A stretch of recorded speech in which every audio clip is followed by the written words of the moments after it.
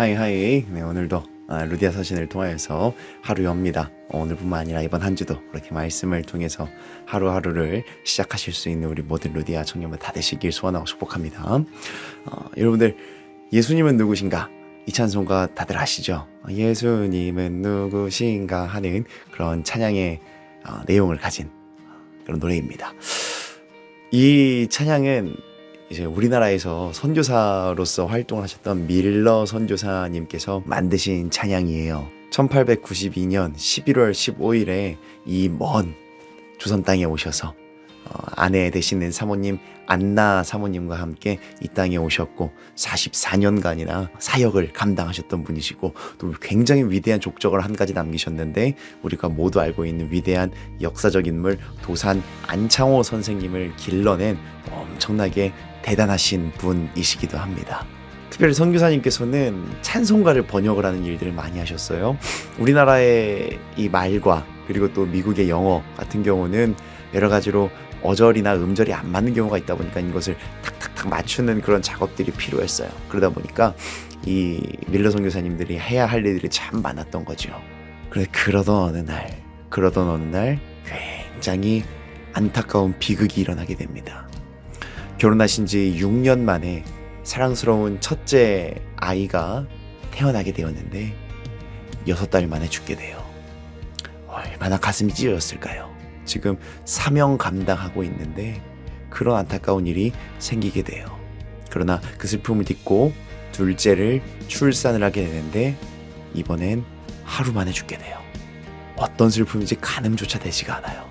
근데 여기까지 오케이 100번 1000번 양보해서 여기까지 그냥 견뎌낼 수 있다고 치는데 1년 후에 사랑하는 안나 사모님께서 세상을 떠나시고 마세요.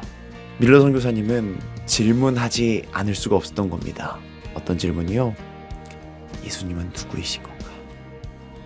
도대체 예수님 누구이시길래 내 삶 가운데 이러한 아픔을 주시는 건가? 이러한 질문을 받을 수밖에 없었고 또 본인 역시도 하실 수밖에 없었고 정말 쉽지 않은 고뇌의 현장을 참여할 수밖에 없었던 것, 그것이 바로 밀러 선교사님의 생애였던 것입니다. 그러던 중에 선교사님은 이 찬송가의 작사를 하기 시작하세요. 그 내용이 무엇입니까? 예수님은 누구신가?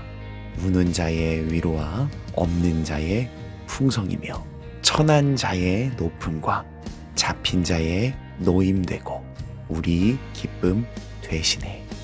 이 엄청난 비극을 맞이했었던 선교사님께서 예수님이 누구이신가 라고 하는 어쩌면 굉장히 공격적이고 불만이 섞일 수밖에 없는 원망이 섞일 수밖에 없는 그 질문 앞에서 선교사님이 내렸었던 답은 예수님에 대해서 이러한 오히려 찬양의 가사, 예수님은 우리의 위로가 되시고 전부가 되시며 우리의 자유가 되시고 우리의 기쁨이 되신다라고 하는 엄청난 가사의 고백을 해냈다는 것이 밀러 선교사님의 삶의 모습이자 지금 우리 가운데 전해지고 있는 모습들이라는 겁니다. 사랑하는 우리 루디아 청년 여러분들의 삶이 설명하고 있고 말하고 있는 우리 예수님은 어떠한 모습이십니까? 우리 동시에 한번 생각해 볼 게 있어요. 왜 하나님께서는 이 지구의 가운데 모든 인류 가운데 나타나시지 않으실까? 나타나신다면 다 믿지 않을까? 그래서 우리 전도할 필요도 없는 거 아닐까? 라는 어릴 적의 상상들을 많이 해보곤 합니다. 그러나 하나님께서는 그 생각이 좀 다른 생각을 갖고 계세요. 어떤 생각일까요? 하나님은 눈에 보이지 않는 것이 사실이죠. 영이시기 때문이에요. 그런데 눈에 보이는 존재들이 있으니 그게 누굽니까? 바로 저와 여러분들이에요. 저와 여러분들이 하나님을 드러내면 되는 것이기 때문에 우리들의 삶으로 하나님이 어떠한 분이신지 어떠한 성품을 지니셨는지 드러내면 되는 것이기 때문에 하나님께서는 굳이